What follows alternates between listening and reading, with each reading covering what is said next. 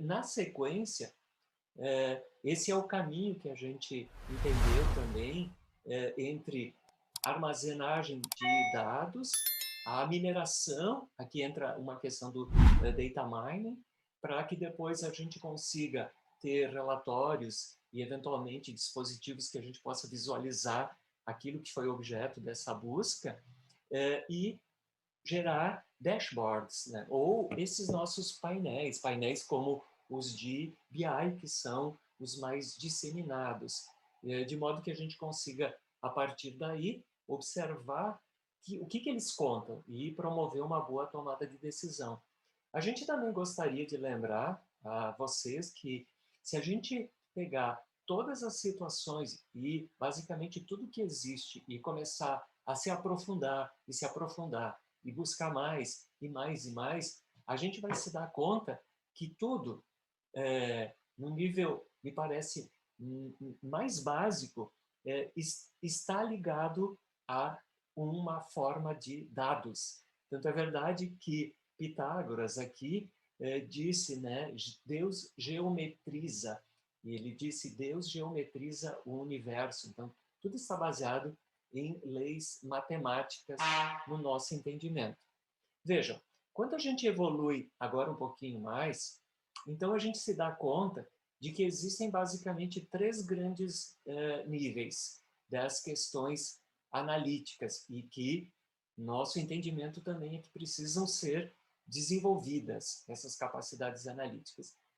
A primeira abordagem, ela tem muito a ver com uma análise que a gente chama de descritiva. Essa descritiva, ela olha para o passado e ela retrata, eventualmente, o que aconteceu. Depois a gente tem um outro nível de evolução dessa capacidade analítica e a gente começa com as análises preditivas. Então, o que pode acontecer no futuro? Com base naquilo que aconteceu no passado. Então, nós temos aqui uma visão de um futuro possível baseado na análise do provável, para que a gente possa, então, evoluir mais ainda a nossa capacidade analítica e a gente vai para a análise prescritiva, ou seja, qual é a melhor ação a ser tomada. Então, nós já temos diversos cases que são implementados dentro dessa abordagem. Então, observem que aqui a gente tem basicamente três níveis de abordagem e que depois, ali na frente, a gente vai conectá-los com a nossa proposta de competição analítica, né? Bem, a partir dos dados, então, isso resume que a gente pode olhar o que aconteceu, por que aconteceu, quais são, eventualmente, as implicações entre as variáveis independentes e aquilo que a gente espera como variável de controle e o quanto isso atua como preditor de algum evento futuro, para que a gente possa dizer assim, tá bem, mas então o que deve ser feito? Como, eventualmente, uma saída aqui prescritiva, para que a gente possa, então, estar orientado para a tomada de decisão baseado em dados.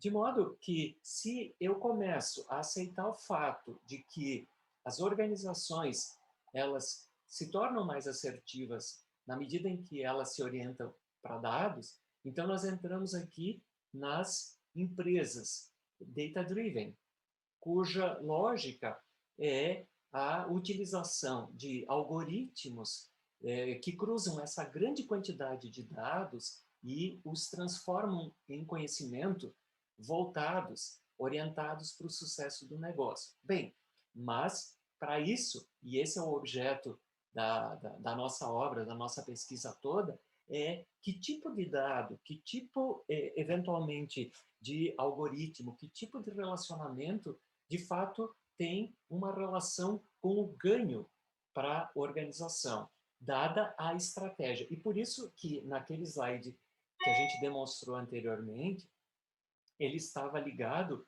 à questão da estratégia. Então, aqui existem algumas considerações que a gente precisa fazer levando em conta os padrões, né, que tem de orientação. Ou seja, para que a gente possa evoluir essa orientação para tomada de decisão baseada em dados, a gente primeiro tem que vencer algumas questões de natureza cultural, como também se viu essa abordagem nas palestras que a gente acompanhou hoje pela manhã.